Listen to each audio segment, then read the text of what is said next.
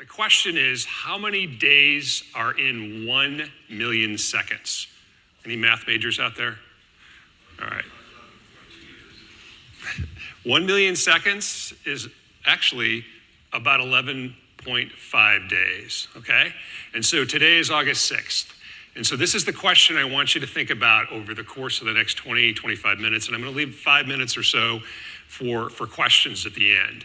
But what can you do with your next million seconds? All right, what can you do until August 17th? And so I call this the 1,000,000-second challenge. I teach a course here at Stanford on how to enhance your vitality. This is something I do with my students at the beginning of the quarter when we talk about it. And I say, okay, 10 days, 11, 12 days from now, what can you do? Now I'm gonna do that in the context of 3 stories and 3 lessons.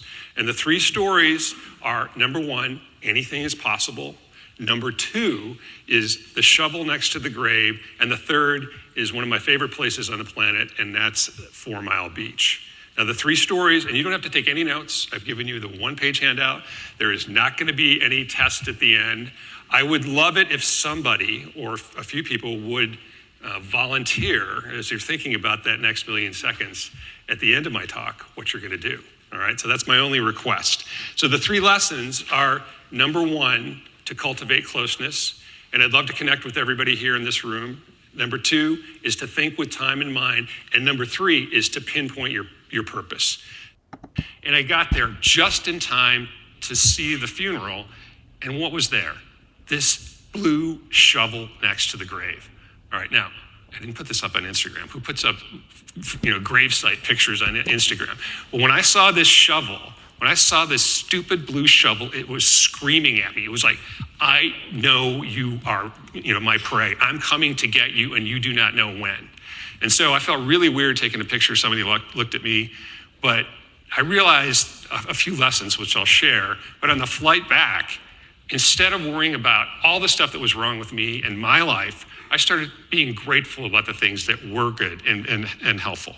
And it's hard to talk about that because I've been to a lot of funerals, unfortunately. And when you go to a funeral, you think about this. You do not know when your last best day will be, okay?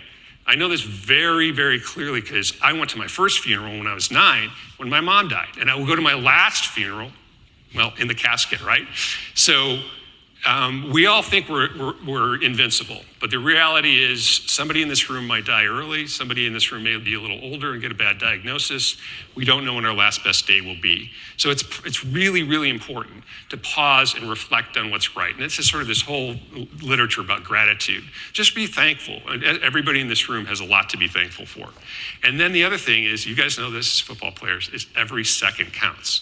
All right, so Usain Bolt, obviously an amazing runner. I'm sure all of you had to run the 40 at some point and get timed. We know that seconds matter, right? And when the lesson from the story is to think with time in mind. And there is a war on for our attention and our time.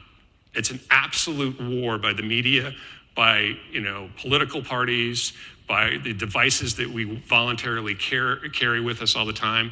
I want you to consider your time and attention precious. And I'm trying to respect that. Right down the beach, I just had my swim trunks on. I'd run about 2 miles down the beach, take a little swim. This is the Coral Sea, come back and be up underneath this 80-foot tall palm tree. And at the end of the last day, I was standing on there, and anybody watched the Leonardo DiCaprio movie Inception? All right, so it was like somebody planted this idea in my head of like, you're gonna figure out what the word vitality means. And since that time, I've been studying it, and here's the thesis, and this is why we're trying to do this accelerated 30-minute sort of hyperspace version of what I take 4 or 5 weeks to do, is I think these are the skills that help people become more vital, right? And those are the ones that you guys filled out the survey on. And I think that vitality is sort of this, what I call vi-wheel. It's your physical, mental, social, and spiritual well-being all together. And if you get more sleep, you can exercise more. If you meditate or pray, your mental and physical well-being improve. They're all connected, all right? This is my working definition right now. It's a working definition. I call myself a vitality explorer because on that beach is when I started to become a vitality explorer.